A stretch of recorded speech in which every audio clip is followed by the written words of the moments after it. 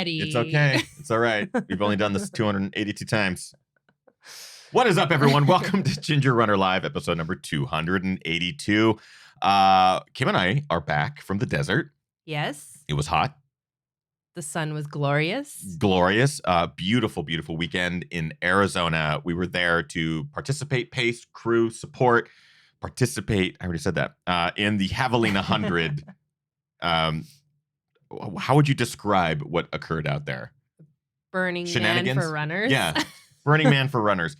It was an amazing weekend. Tonight's show is going to deal all with the Javelina Jundred, what went on out there in the desert. In the desert. Oh, boy. And our guest tonight, this is pretty cool to have this gentleman on. He has been making waves in the ultra running scene. Most recently at Javelina Jundred for the third time, winning it outright. He is blazing fast. And he was going after that course record, 13 hours and 1 minute, I think. But we'll find out tonight if we got the new course record, what occurred out there in the desert. But our guest, Patrick Reagan, is going to be joining us to talk all about winning the Javelina Jundred now for the third time, which is just bonkers, incredibly fast. So sit back, relax, everyone. Welcome to Ginger Runner Live, episode number 282. Where Kim and I wear the same thing we wore on episode 281. The show begins now.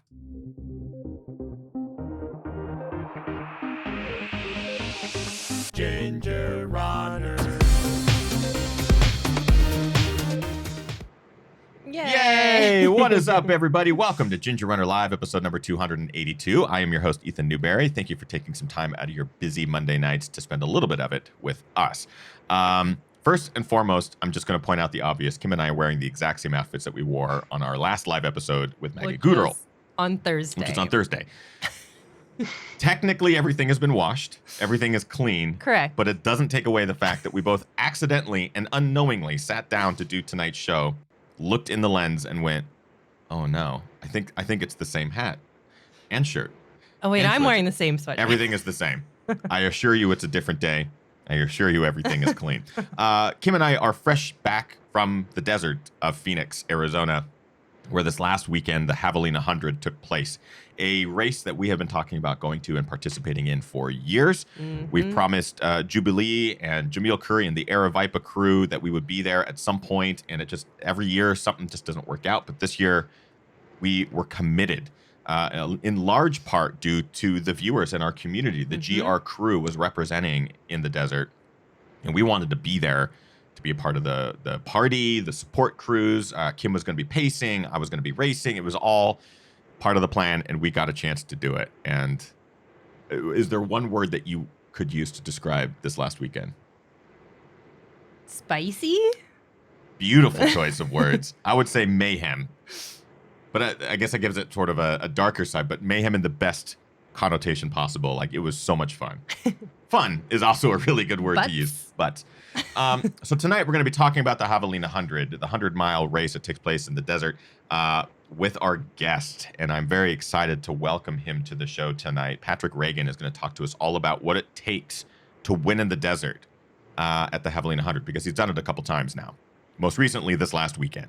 Winning in about 13 hours and 11 minutes. We're going to find out. Spoilers. Oh, I spoiled it. We're going to find out how it all played out, what his strategies were going into it, what his training has been like, how year after year he goes back to this race and just continues to nail it. How does one even run that fast in the heat? I mean, if there's one thing that we saw out there, it was carnage. Like, you go to a 100-mile race, you tend to see runners suffering. Like, 100 miles is really difficult to run. There's all sorts of carnage at all different points of races for various runners. And Javelina was no exception. Like, you deal with 85, 90 degree temperatures out in the desert, and people are going to suffer. And people did, and people pushed through, and people got it done. And it was really special to see. Yeah. So not only is it myself, and we're going to introduce our guest here in just a second, but of course we have Kim. What's up, guys? Kim Tashima Newberry here. If you are new to the show, we are live. We will be bringing Patrick on in just a second here.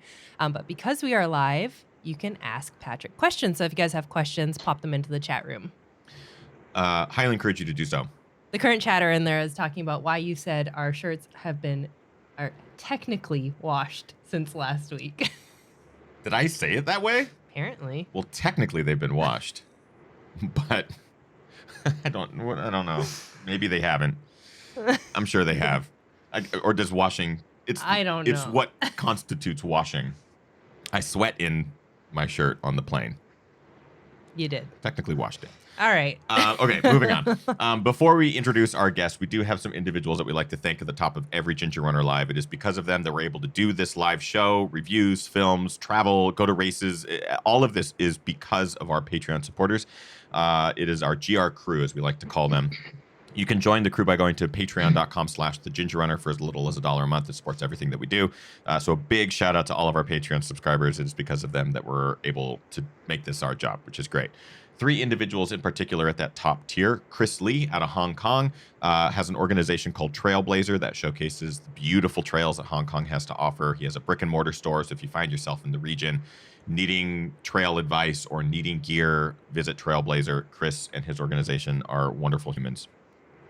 Rick Bjarnason and his team at cheekymonkeymedia.ca. They are a web design company. They redid the gingerrunner.com website.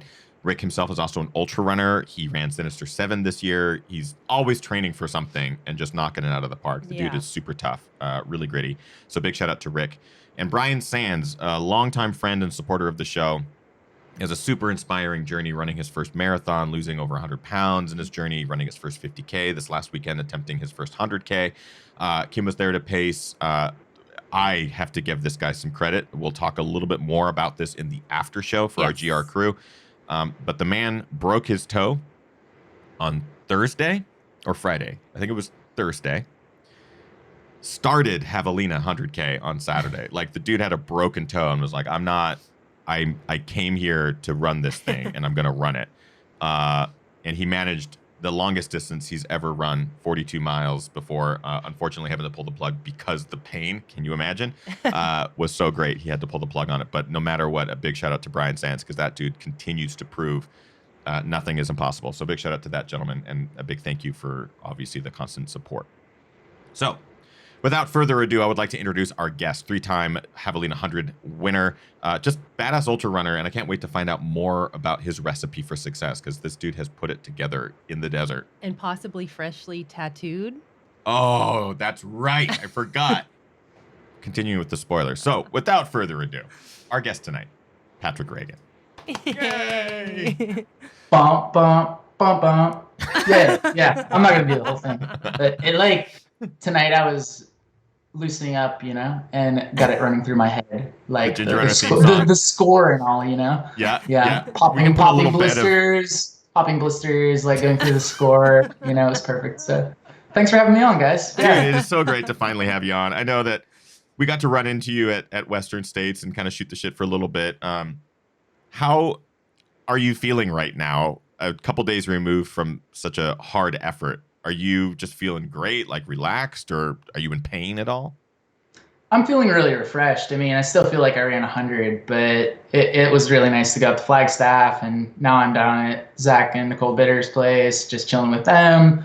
It's a nice change from the past couple years because in the past I've had to rush home and work on Monday. So this year I'm kind of just chilling and hanging out and celebrating a little bit more. So it's nice. Dude, that's excellent. I'm actually really curious about that. So you have a full-time job. You're able to sort of balance the running as a passion. Is it going to become a full-time, or kind of where's your balance like just to even get in the training and stuff like that?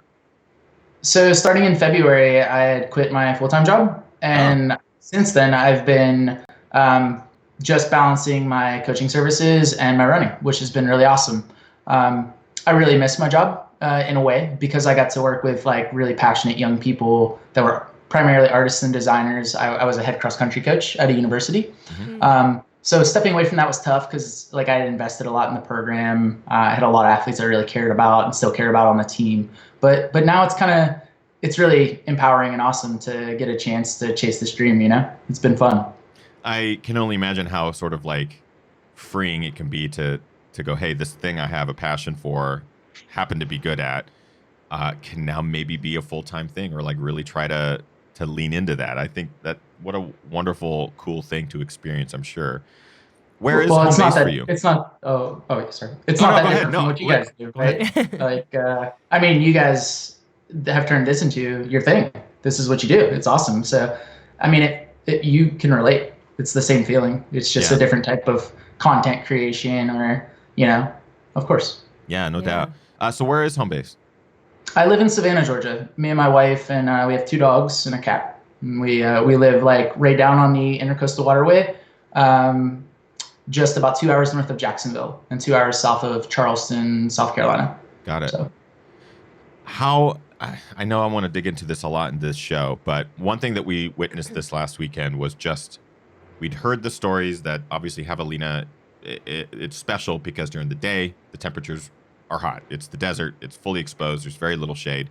And at night, the temperatures can cool off a lot. So you get this really interesting mix of hot running during the day and then making up time at night, and that sort of success. When you're running as fast as you are, you don't get a lot of night. You're pretty much done right around sunset. So I'm really curious, how do you prepare yourself for this heat? And now year after year, and being able to execute so well, what do you do to really get ready for this desert heat?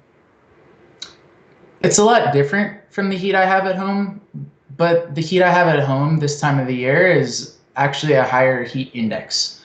And it's quite humid, right? So before I left last week, it was still 85 or 90 degrees, but the humidity was closer to like 80 or 85%.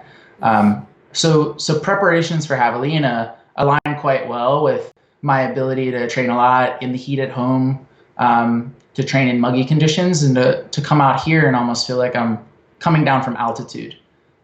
You see runners train up in Flagstaff or Boulder and come down to sea level and tear it up. So I find that it's quite similar, where like we have very similar temperatures, but when I come to the desert, it's much easier to transport the oxygen to working muscles, Mm-hmm. It's interesting. It's a fun race to train for because I spend so much time exposed in the heat of the day preparing for this event. And that is a type of specificity to me, the ability to, just like a 1,500 meter runner would be preparing for, doing quarters at 1,500 meter race pace. Right. I find that the type of quality that I do is like long runs in the heat for this event. Are you drawn to this type of race? Is there something about the heat that you like, and is that why you're able to excel at it, is because there is a sense of joy in running in these sorts of conditions? Yeah, the hot races have always attracted me. Like even going back to running college cross country, like those were my best races, were the hot ones. Like if we caught a 80-degree day, like I always felt like I performed better there than if it were a blizzard out, right? Yeah. So in ultra running, like, Javelina Jundred, Western States, like long term for me, like Badwater and Spartathlon, like those are the events that I think I'll excel at, because there's very little technicality in those. There's not too much elevation change. Right. And there's a lot of heat, which if you're a patient racer that fuels well, like I think you can do really well at those events. Yeah, it's interesting, like even just looking kind of at your race resume, and I mean, obviously you do very well at every race that you enter, but seeing you do so well at States, placing 8th this year, going back even further, a little bit further to the Hoko One One project that happened this year, placing second at that, at the 100K. I know that's less of a race and more of a kind of a test of speed, but it's really interesting to see someone excel so much in heat when so many people tend to shy away from those types of events, or at least maybe not necessarily shy away, but they don't do as well because they know that their bodies are going to suffer in a certain way. It's like you go to Western States, you're going to suffer in the canyons, so you don't expect to set course records, but we see it happen. And it's really cool to see someone excel in that. Are there secrets that maybe some of our viewers can sort of pull from this? Are there things that you do that deal with the specificity of dealing with heat? Is it just constant exposure to the sun? Is it are there heat management tricks, ice, bandanas, things like that you do regularly to regulate your body in those conditions? Yeah, so I work with Magda Boulay, and she believes in like very like short-term heat adaptation. Like the closer you get to the race, the more exposed you should be. But in the bulk of your training, if you're 12 weeks out, you're not necessarily going to maintain those heat adaptations for the race day, and it could tire you out in the training block. So you couldn't necessarily get the aerobic work or the interval work, the efficiency economy, like leg speed work if you're tired out all the time from training in the heat. So it's her belief that like that last like 10 days before an event is quite important. And I think, she's learned that from me and Charmin. I've learned some of that from Zach Bitter. And it's nice to do that heat training, but you can abuse it, right? You can just go train every day in the heat and never get your legs rolling at the speed that is going to be required on race day for you. So I probably train a little bit more long-term in the heat for this event than maybe Magda would. But our philosophy on it is quite similar. At Javelina, you're so exposed all day that 5 or 6 weeks out, I like to be training in that sort of weather because I know I'm going to be exposed on race day. In terms of management on race day, like Zach taught me this. My first 100 was with Zach in 2017 at Javelina, and he's like, dude, you have to be soaking wet going out of the aid because you're going to be bone dry in 2 miles. You need to go out of aid with a full bandana full of ice around your neck. You need to go out with ice in your cap.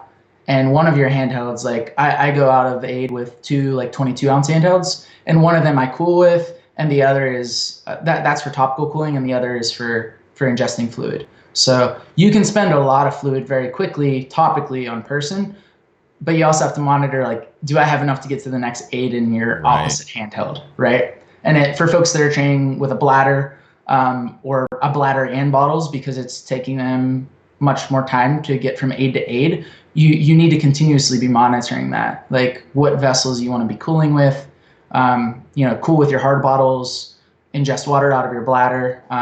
Those are great things to remember when you're training or in the training for Javelina 100 and on race day. Like stay cool, stay wet, and make sure you're applying sunscreen on a regular basis when you see your crew.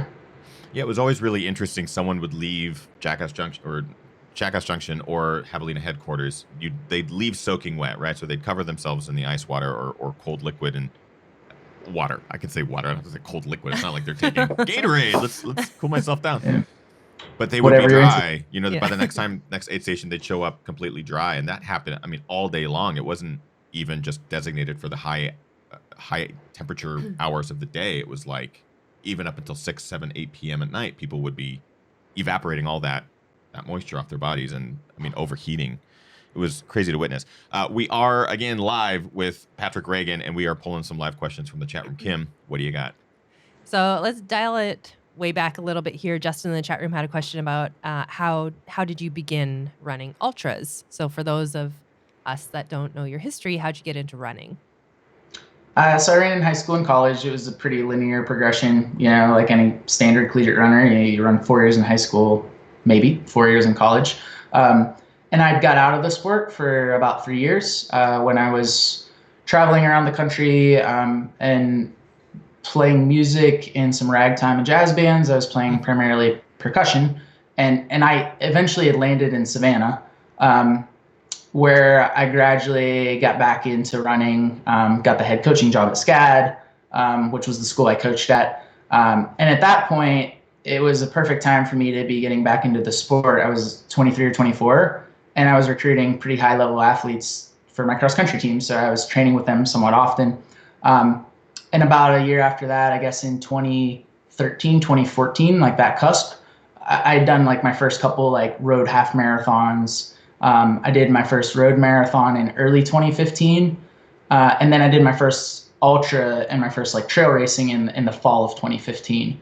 And at that point, I was going up to Black Mountain, North Carolina, Asheville, North Carolina, and just getting exposed out on the trails, enjoying time in the mountains with friends, and realizing like I really like to run for 6 hours. Like I was doing ultras in training, not in races, but just going to the mountains and being out there for 6 or 7 hours and having a great time. So that was sort of my transition into ultra running. Like I can remember like after my first trip up to Asheville, I came back and I signed up for Way Too Cool, and I signed up for like Ice Age 50 miler. But that winter, I surprise qualified for Olympic Trials Marathon. Mm-hmm. So I from the half distance in January, and the trials was in February. So I ran trials in 2016 in Los Angeles. In Los Angeles, yeah. Yep. And then like 6 weeks later, I ran my first 100K at the USA Championships in Madison. So that was sort of like my transition into ultra running, and from there, like I never really wanted to run another road marathon, or I do at some point, but like I'm way more attracted to 6 hour plus races than I am to like a 2 to 2.5 hour race, I guess. Less of a priority at this point. Yeah, for sure. I mean, I love the linear progression, but I also love just. I want to go back also a second and just reiterate some of the names that Patrick has been talking about already, and just the community that he surrounds himself with. The people that he is with on a regular basis are big names in the sport. Zach Bitter, we've had on the show recently. Magdalena Boulet, we've had on the show before. Ian Sharman, like the people who he's referencing.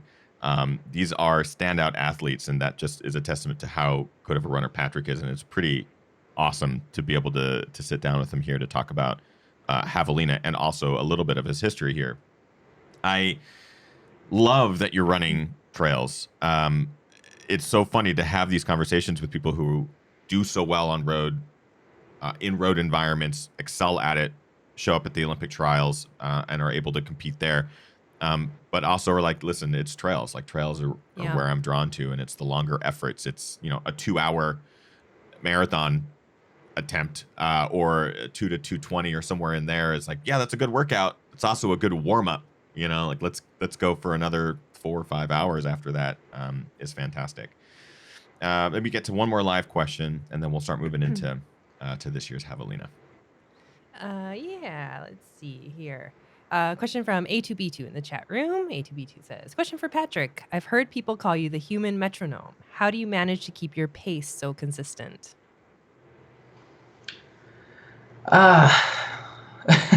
That's a good question. I guess I've just been practiced at proper pacing for so long. Like I had really good mentors collegiately, and in high school that instilled the proper pacing to me. That we run linear races at a logical pace from the gun, as opposed to going out and chasing some time you're not necessarily capable of doing, or that you've shown yourself you're capable of doing in training.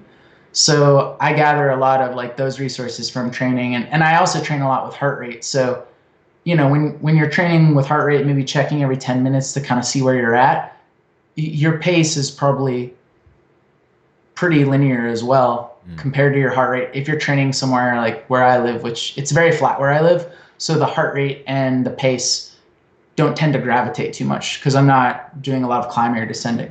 So. Do you have a follow-up? Yeah, just speaking about heart rate, Deb in the chat room had asked, do you monitor your heart rate during races, or is it just during training?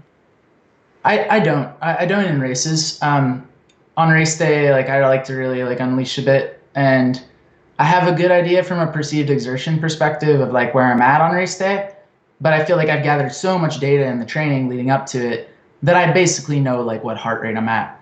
On race day, I really just focus like every 10 minutes I'm eating something. So that's what I do on race day is like, it's a little too much data, especially on trail, for me to be doing heart rate too. Right. So. Yeah, and if there's anything that I've been told is like, never do math. And if there's like heart rate involved and pacing involved and all these other equations during a race effort, especially like Javelina, where there's so many different variables, it's like, let's just focus on one thing and every 10 minutes eating. I want to touch on one thing that I'm putting together now here in real time, is that Patrick has talked about being a percussionist, or at least having a musical background in percussion. And I've always looked at Patrick as like, that dude is consistent. He is the human metronome. Like you look at his pace and everything is perfect. His cadence, like it's just dialed. But now it's making sense because percussionists always have the best inner metronome, unless they're a terrible percussionist. And I'm not saying you're terrible. I'm assuming you're Maybe very I am. based off the fact that you're probably dialed into your cadence, your heart rate, all of the rhythm of your own body is probably an inherent behavior for you coming from a percussionist background. Would you agree? Would you say that I'm a genius in putting this connection together? Oh, you're a genius for sure. Yes. You don't need to tell him that. So you do come from a percussionist background, though. Like, did you study? Are you still playing drums or any of that? No, so I picked up music a little later in life, like when I just became really interested in like pre-World War II jazz and string music. And I mean, I'd always enjoyed music, but I didn't really pick it up until the tail end of college. But I think that you're onto something there with like you learn this rhythm with running, and I transitioned into percussion quite well. And like what I really concentrated on was like playing rhythm on strings, like tenor guitar, tenor banjo, tuned like a cello, or like what I primarily did with the groups I played with was washboard percussion, like syncopated washboard percussion. So yeah, I mean, I think that I learned a lot about that cadence and rhythm from my running. And that was why like the rhythm came quite easy to me with instruments. So See, I love that. I love finding connections like that. As a musician myself, and someone who loves music, like that's, I could put these mics away and I could just sit here and play music. Like that's what I would love to do. It's what I do like for 6 hours at night after the sun goes down. I find connections all the time. Mine are different. Mine aren't rhythm. I tend to be a little rhythm illiterate. Like I'm terrible at drums. I've tried kit drums and I'm terrible at it. But for me, it's finding like the other sorts of melodies and harmonies and that sort of thing. And I find those connections interestingly enough with running. And it's interesting to look at a connection between music and especially an athlete. And you might be the first elite athlete that we've had on here who I could probably nerd out on some theory for a long time. And I'll avoid that. I want to talk about Javelina. What is it about this race that brings you back? So now you have 2 of the 3 fastest times. I'd say you have 3 of the 4 fastest times on the course, including the course record, which is astounding. 13 hours and 1 minute. That's your record. What is it that about this race, about everything Javelina related, that brings you back year after year? Because it's a loop-based race. There's a lot of repetition involved in this. What is it? I think that I mean, you guys saw it this weekend, right? Like the party type atmosphere that Jamil, Jubilee, Haley provide there, Scout, you know, everybody that's involved with the race organization. They bring this energy that's super positive, but you still get a competitive feel there, right? And it's the type of course that, for me, I feel like I can go out and test my limitations, but I can also interact with people that I would never see in a point-to-point race, right? So like you get constant interaction all day. When you're in a low patch, like a smile might dig you out of it, you know, a familiar face like might dig you out of it. You get that all day at Javelina. Like once I get through loop 2, like halfway, I'm starting to see all sorts of people coming the other direction. And even if I was alone, like I was this year at that point, then I'm seeing familiar faces. I'm seeing Bob, what Western States organization? That's the warehouse manager. I'm seeing Craig Thornley. Like it's awesome to see people out there, you know, going at a different pace from you, but still testing their limitations. So yeah, it's a really unique race in that it's washing machine style. That format is super cool. So, and I like sand. Like I really like running on the type of sandy washes and loose terrain that Javelina has. So there was something about Headlands 100 that I liked about that. The same sort of thing where it's a loop base. There's only 4 25-mile loops, but washing machine style. You see the same people who are out there suffering and kind of going through similar lows or similarly timed lows. And there's kind of this camaraderie. And that was something I witnessed this weekend at Javelina too. And I'm wondering, someone like you who's at the front of the pack, are you so focused on your own race that it's kind of hard to engage in those moments? Or are you taking it in silently? Or are you talking to people as you're passing them, or in the same direction or opposite direction? Are you engaging with people? I find myself probably engaging too much on loop 2, and then I get kind of quiet on loop 3.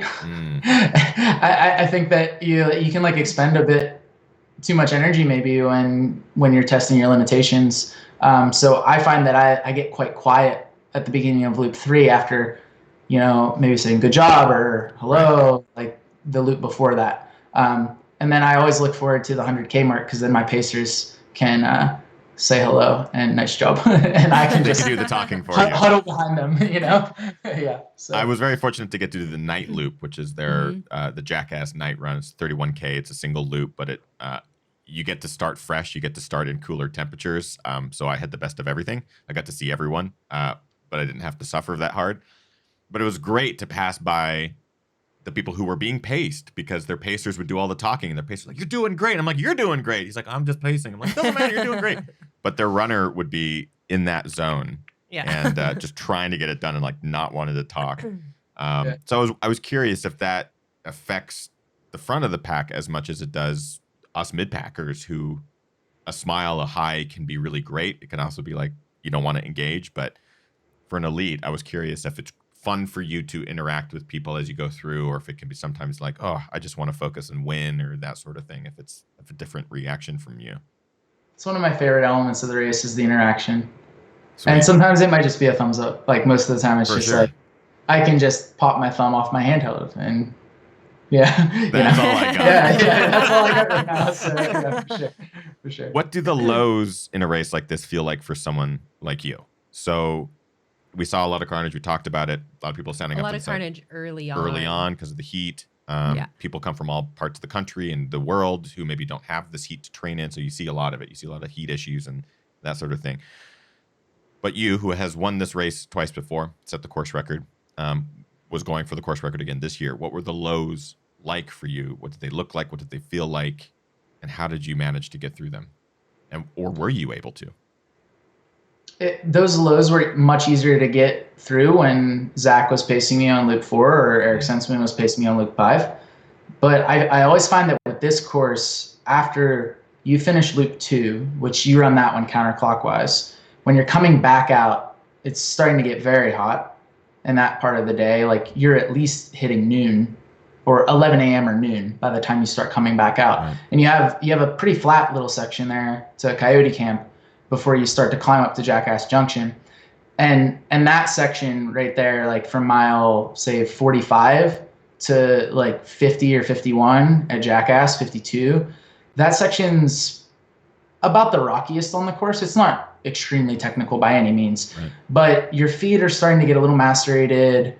You know, you're physically, like if you're alone, like I was alone this year at that point. And I was, at that juncture, I've been alone for like 5.5, 6 hours, and that wears on you quite a bit. I'm starting to suffer a whole lot.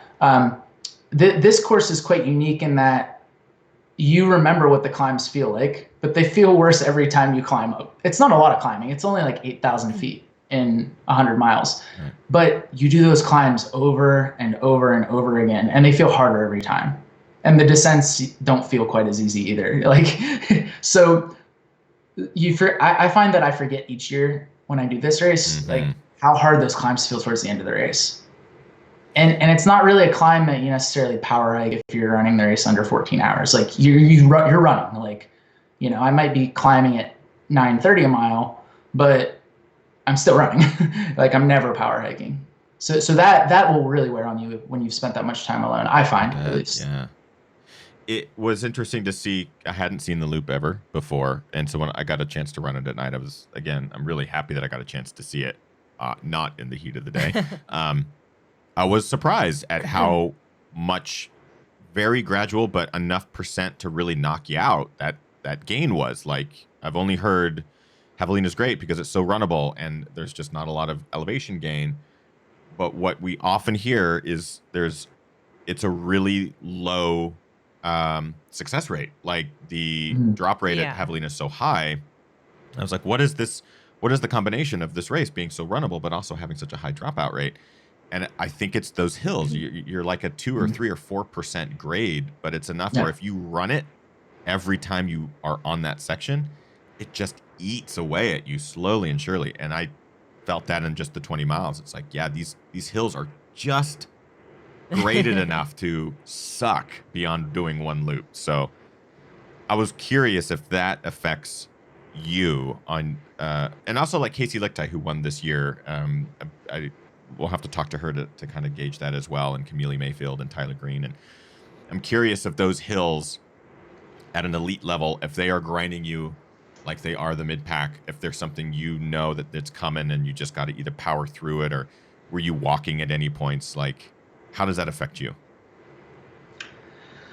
I find that my feet become more and more macerated, right? Like just from the friction of the shoe and, you know, the climb up to Jackass, like the rock moves a little bit there. You experienced it. Yeah. And Kim, you paced too, right? Did you do some pacing? My runner dropped. Okay, but right. I got out You on the went course out. a little bit. Yeah, you got to see basically a little bit. headquarters to Coyote, that first section. Oh, okay. So that section in my memory is like the one that wears on you the most. And Casey, I know it was wearing on her. when I was coming up to like mile like 85 or so, she was coming down one of the rockier sections, and like Casey's like, dude, I'm walking this, like my feet are kind of torn up. Like, you know, it's not that it's the type of like downhill grade that you would normally be walking, but Right. you underestimate the types of variability that are in this course because you hear the things that you're talking about from everyone. It's runnable, it's very flat, but no one talks about there's no shade. Like if you wanna get some shade, you're gonna like hide beside a saguaro cactus at the right angle. You know, the desert heat, your sweat and the water you put on your body topically evaporate extremely quickly. Right. So there are these like really tricky little elements that like my first year I made a big mistake. I didn't wear gaiters and my feet were destroyed for a month. Like there are these like little elements and intricacies of the event that once you've done it a couple of times, you kind of get them. But I think that's a big part. Like everyone sort of underestimates the event because the profile looks so easy. You know? Yeah. Totally. Yeah. I could totally run that. How hard can it be to do that 5 times? Right. Before we get to another live question, I wanted to touch on you going after the course record again. So obviously the temperatures were a little bit lower, still hot for us Northwesterners, but yes, we were melting. We were melting. I think I'm still I saw out your there on hashtag. Yeah. I'm pretty sure I'm melting or something. Yeah, I'm pretty sure I'm melting. There is. Oh, what was I gonna say? What was the start of my sentence? Oh, you were going after the course record. When did you know that it might have been out of reach? Because I like you were so dialed for so much of the loops that we were getting updates. You know, as you were running through, I was like, damn, he's on it. Was there a point when you knew that you were gonna miss it, or was it just up to the finish line? When you crossed it, you're like, oh God, I can't believe I missed it by so little. I mean, because you were so close, 13:11 versus 13:01. It's just obviously so close. So what happened? Like, how did that play out? It was in the approach in loop 4 that I knew it was going to be very difficult. Like once we hit Coyote, me and Zach started talking about how close we were to the record. Like, all right, if you run this last 23 miles at, you know, if when Eric picks you up, so Eric and Zach were changing it between loop 4 and 5. Okay. If we run right now 7:30 pace all the way in, and when Eric picks you up, you guys cover the uphills at, Zach's really good at calculating this stuff, like 9:15 up, 7-minute pace down, you're gonna break the record. But by the time we got back in, and I came through the little turnaround portion at headquarters, I was like, man, I have to run 2:28 for this loop, and we just ran 2:44. I want to keep pushing for it, but I know that I'm going to come up a couple minutes shy. So at that juncture, like we didn't start sandbagging. Like we were running really hard still. I was running virtually as hard as I could, especially when I got up to Jackass Junction. We were coming down the descent. Like I ran the last 11 miles really hard. So, yeah. It's one thing to set a course record. It's another thing to chase your own record. What is that like? What is it like to know that you've already put your exclamation point on this race and you want to go do it again? Is it fun? Is it as exciting as it is that first time? Is it more of a challenge? What's that like? Well, the first time was my first 100 miler, and we had a pack of like 7 guys all together coming through like mile 20.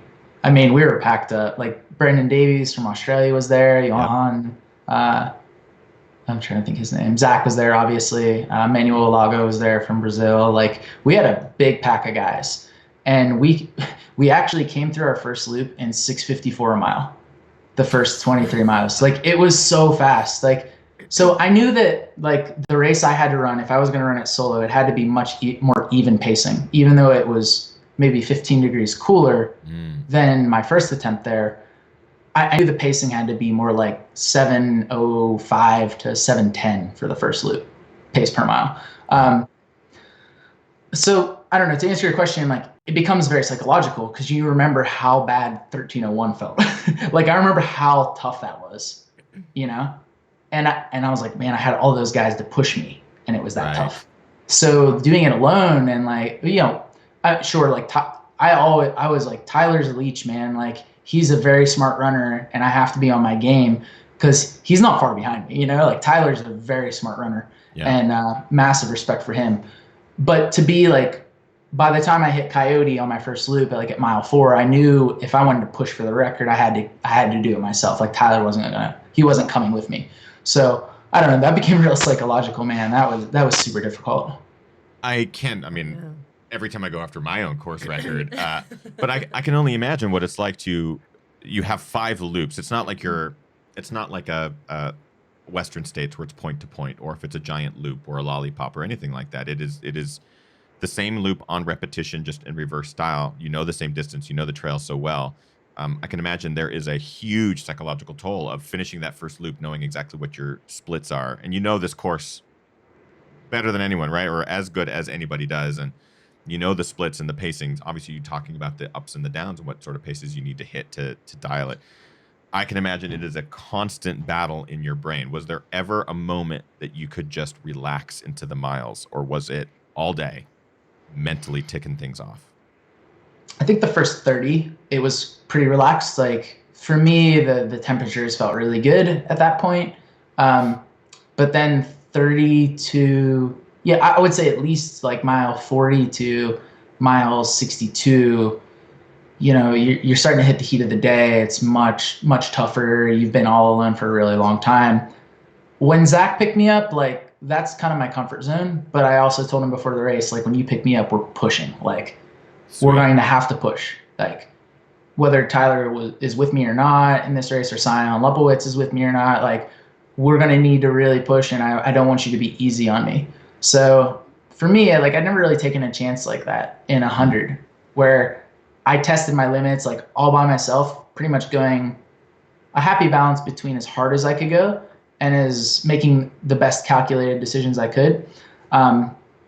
But also taking big risks. Like I was taking big risks for sure. So the miles with Zach were quite comfortable. And then, Eric's one of my best friends too. And like Eric, he's paced me 3 times here now, the last 3 years. And like, we're very dialed. So those miles were comfortable, but they were comfortably hard. So, yeah. I definitely have a couple more questions, but before I get to those, Kim, tons from the live chat room. What do we got? Yeah, a question from Josh in the chat room. Josh says, Patrick, after winning a few times, do you have new goals for another Javelina 100? Yeah, Josh. Me and Ian were on the phone today, Charmin, and we were discussing a little bit about how cool it would be to get like 5 women, 5 men on this course that would really just test each other for that first 100K. Like, all right, we commit to a goal. Here's the time goal. I'm going to take a year off from the race, though, I think. I need a break. So this is more like the long game, right? Of like, it would be very cool if like me and Ian Sharman, Zach, maybe Jared Hazen or someone else, like Matt Daniels is quite interested in the race. Yeah. Like get 4 or 5 guys, 4 or 5 women on the course together, and we go for broke, and one of us breaks the record. One of us goes 12:38. And maybe 3 of us blow up, but I think that would be like my future goal for the event, is to just assemble this like insane field that would go and break the current record, Like the Javelina Avengers, basically. Yeah, like the iron, the fist, the iron, the gauntlet. Oh yeah. The Infinity Stone gauntlet.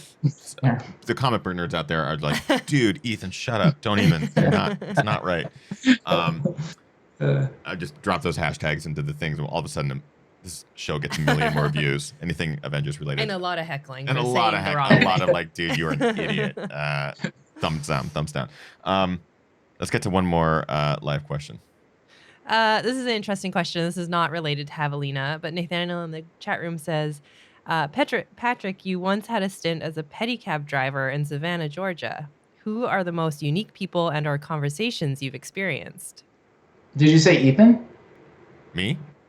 Nathan Nathaniel. Oh, yeah. Nathan. I thought it was maybe like a former coworker that was trolling me or something. Oh. So the most unique characters, unique experiences. That was the question? Yeah, as a pedicab driver. So I worked for Savannah Pedicab, which is the original pedicab company in the Savannah, Georgia region. My buddy Rusty Brown owns that, and he started the company with 4 cabs. I used to ride one of the original 4. It was like my favorite bike. It was a single speed, like 300-pound cab. And I would always ride that on St. Patrick's Day, which was like our big holiday in Savannah. Like you could make a lot of money the week of St. Patrick's week, so I'd say that like just those experiences of like riding for 12 hours with like some of your best friends. We had my good friend Andrew Snope was an ultra runner that was gradually getting more and more into hundreds. That was also pedicabbing at the same time. We were running trails together. So just those memories in general of like this crew of folks that woke up at 1 or 2 p.m., had brunch, showed up to work at 3 or 4, took your cab out, worked till 2 a.m., watched the sunrise. Like those were such interesting times, to like spend like in my early to mid 20s, like enjoying this lifestyle of like riding a tricycle for a living. So yeah, I mean, the whole experience was quite cool. We have those in Seattle, and we always talk about like, they always look like they're having a blast. Yeah. A lot of them now have Yeah. music and boomboxes and all sorts of, things to help sell their rides over other rides. But my brother was a bike messenger for years, and he'd always come home talking about the camaraderie that the cyclists would have together. You probably had a shop that all the bikes stayed at, and you would work on those, and you'd go out and do your day, and you'd see each other on the streets and stuff. It was awesome. You're not going to believe this ride I just had. Yeah, you're not going to believe tell you what just happened. Like, yeah. Yes. For sure. And there's lots of movies that kind of dealt with that back in the 80s and 90s. Like, yeah. Again, I could go down another deep dive. I want to kind of finish off this show, of course, congratulating Patrick and Casey on her win. Big shout out to Casey. She's a regular viewer of the show, and we've had her on a number of times, and it was so great to see her out there just crushing it as well, especially post UTMB.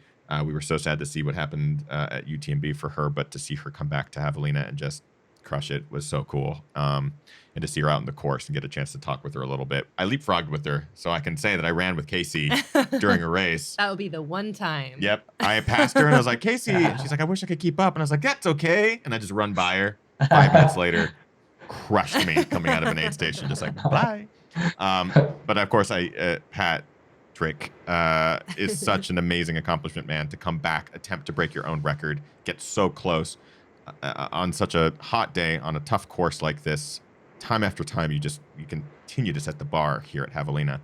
I want to ask if you have any advice for those who are maybe looking at this event in the future. So that's one thing that we kind of took away from this, was just how big the community is there for this event. And there are new people running their first hundreds or visiting Phoenix for the first time from around the globe.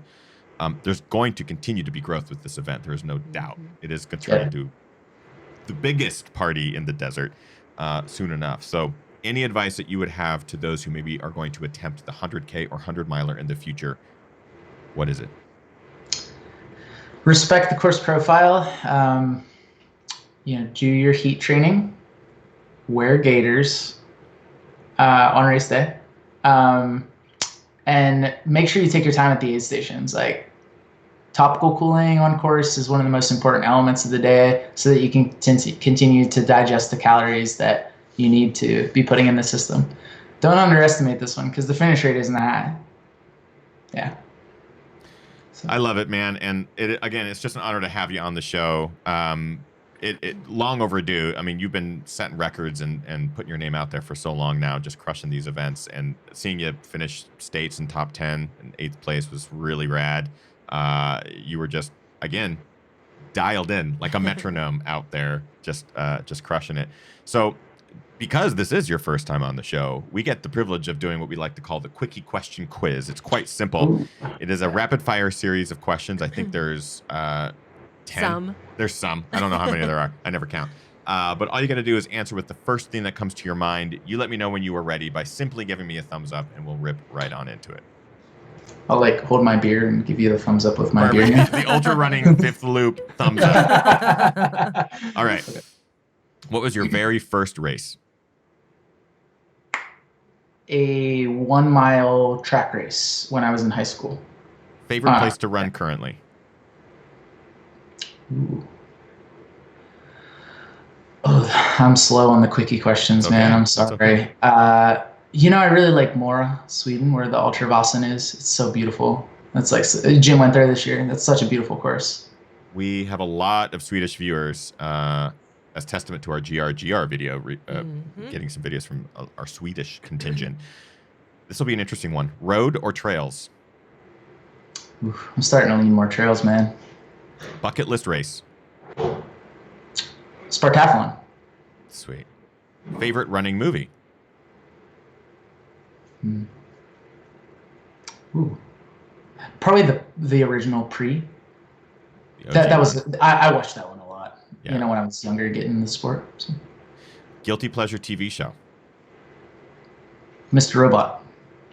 Good choice. Favorite pre-race meal?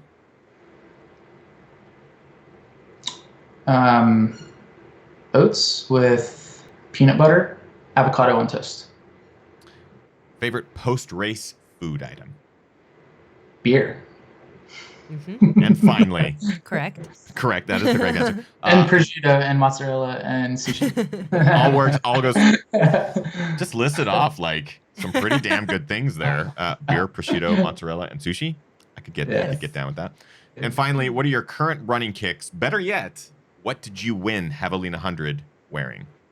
Ooh, the Hoka One One Challenger 5. That is the correct answer. Congratulations, Patrick Reagan, with the Quickie Question Quiz correct answer series. Good job. That's it. Our wonderful guest tonight, Patrick Reagan. It is so awesome to have him on the show, the champion of the Javelina 219. Fantastic to have him on the show. Patrick, can you remind people where they can find you online, social media? You talked about coaching. Yeah. So if people can follow up, maybe if you want Patrick as your coach or to find out more information, where can they find you? Sure. If you're interested in coaching, it's patrickreaganrunning@gmail.com. On Instagram, Patrick Reagan Running, and on Twitter, P Reagan Running. Go follow up, everybody. Again, a big shout out to our wonderful guest tonight. We are going to have him join us for our after show here in just a couple seconds for our GR crew members. But of course, before we get to that, we do like to recognize members of our community every week. Those sentences aren't coming out very smooth. You got this. I got it. It is a little segment that we like to call our GR crew member of the week. We get to highlight those who challenged themselves, pushed their own limits, and accomplished some great things this last week. So, Kim, who is our GR crew member of the week? This week's GR crew member of the week is Norbert Van Workum. And Norbert said he carried the GR 19 shirt all the way around the Dublin Marathon yesterday, I think the day before yesterday, and finally got in under 4 hours. Hey! Sore legs and a snazzy medal were his reward. That is awesome. Congratulations, Norbert. Congratulations, Norbert, on being our GR crew member of the week. We appreciate you and all that you do, and thank you for doing that, carrying the shirt around. I don't know if he was wearing it or just carrying it. I'm guessing he was wearing it. I'm just going to imagine he was carrying it. If you're carrying it, that's fantastic. I do want to remind everyone that we are going to move into the after show here with our wonderful guest tonight, Patrick Reagan. And if you would like to join us, all you got to do is go to patreon.com/thegingerrunner for as little as $1 a month, which is a fraction of the cost of a cup of coffee. It helps us. It helps everything that we do here. Helps the show, helps the reviews, everything. Kim's channel we dropped a new video on that channel. Kim is back, and we'll have another video probably this week, which will be pretty exciting. Yes. So you definitely want to go subscribe to that channel. You'll find it on this channel's list of channel recommendations. It's Mile Long Legs, youtube.com/Mile Long Legs. That's pretty much it. Am I forgetting anything? We're actually thinking about it. You're working on the GR video right now? Yes.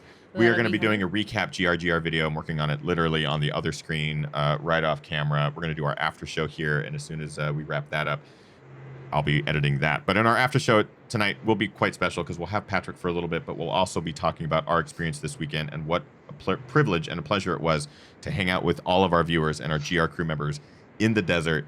They did some amazing things. So in tonight's after show, we're going to talk about all the amazing things that they did. It was just unbelievably wonderful. So thank you everyone for tuning into tonight's Ginger Runner Live, episode number 282 with our wonderful guest, Patrick Reagan. We appreciate you. We hope you're getting out there, training hard, racing harder, and partying the hardest. I know I am. We'll see you guys next week. Goodbye. Goodbye. Bye.